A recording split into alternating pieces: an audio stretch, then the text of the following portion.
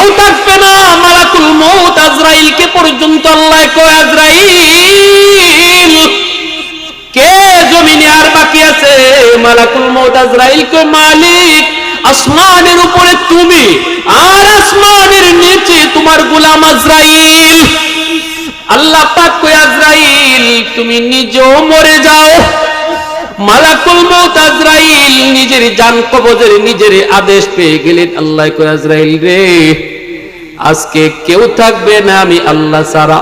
মালাকুল মউত আজরাইল নিজের জানটা নিজে কবজ করবে। নবী কয়, ওই দিন যদি দুনিয়ার মানুষ তোমরা জীবিত থাকতে রে, আজরাইলের জান কবজের কষ্টের চিৎকারে মানুষ কলিজা ফাইটা মারা যাইতো। এত কষ্ট, জান কবজের কষ্ট। মালাকুল মউত আজরাইল নিজের জান নিজে কবজ করার সময় এমন একটা চিৎকার দিবে, মানুষ আমরা যদি তখন দুনিয়ায় থাকতাম, নবী কয় আমরা কলিজা ফাইটা মারা যাইতাম। কেউ থাকবে না, থাকবেন শুধু আমার আল্লাহ। সন্তান বাবার কবরের পাশে দাঁড়ায় কই বলল,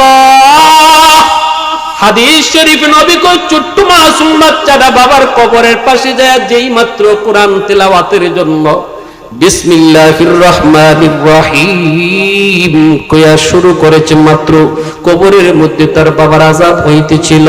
আল্লাহ পাক রব্বুল আলামিন গজবের ফেরেশতাদেরকে কই, এ আযাবের ফেরেশতারা আযাব বন্ধ কর, কবরের উপরের দিকে তাকা, দেখ তার অবুঝ বাচ্চাটা আমি আল্লাহ রে রহমান রহিম কয়া ডাক দিছি।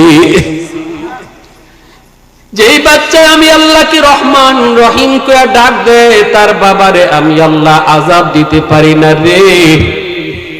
সমাজ চলছিল একদিকে, কলেজ ইউনিভার্সিটির দিকে। আমার বান্দা সমাজের বিপরীতে সন্তানটারে নিয়ে মাদ্রাসায় গেছে। কত মানুষ কত কথা তারে কইছে, পোলাটারে মাদ্রাসায় দিও না, খাইবো কেমনে, চলবো কেমনে। এরপর সমাজের তালে তালে চলে নাই, আখিরাতের পুঁজি বানায় রাখছে। অতএব তার সন্তান কবরের পাশে দাঁড়ায় থাকবে, আর আমি আল্লাহ তারে কবরে আযাব দিব হয় না। নবীজি বলেন, মানুষ তোমরা বুঝো না, তোমরা জানো না,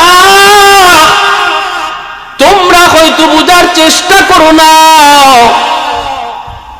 কিন্তু আমি নবী জানি, আল্লাহ আমাকে জানাইছেন গাছের পাতাটা পর্যন্ত মাদ্রাসার জন্য আল্লাহর কাছে দোয়া করে, গর্তের পিপিলিকা আল্লাহর কাছে দোয়া করে, পানির নিচে মাছ আল্লাহর কাছে